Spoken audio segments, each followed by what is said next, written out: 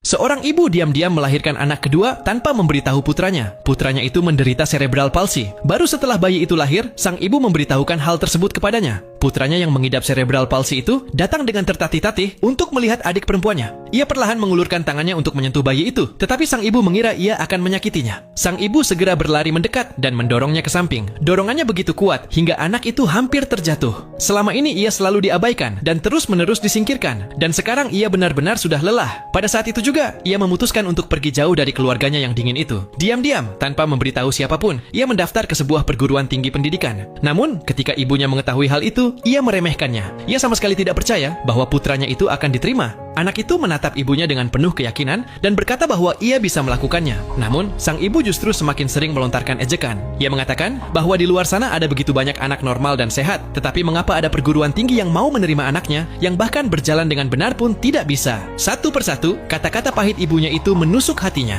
Rasa sakit yang telah lama terpendam akhirnya meledak. Ia mengeluarkan semua kesedihan dan penderitaannya selama ini. Namun, sang ibu hanya memalingkan wajahnya dan pergi dari sana. Setelah itu, anak itu bersembunyi di sudut dan menangis sendirian. Ia mengambil beberapa permen yang ada di atas meja. Karena cerebral palsinya, ia bahkan tidak bisa mengunyah dengan baik. Ia terus memasukkan permen ke dalam mulutnya satu persatu. Bahkan ketika tenggorokannya penuh dan napasnya mulai sulit, ia tetap tidak bisa berhenti. Seolah itulah satu-satunya cara untuk meluapkan seluruh rasa sakitnya. Tepat pada saat itu, neneknya datang ke sana. Ia melihat semua itu dan panik, lalu berlari menghampirinya. Ia mencoba mengeluarkan permen tersebut dari mulutnya, tetapi anak itu menolak untuk membuka mulut.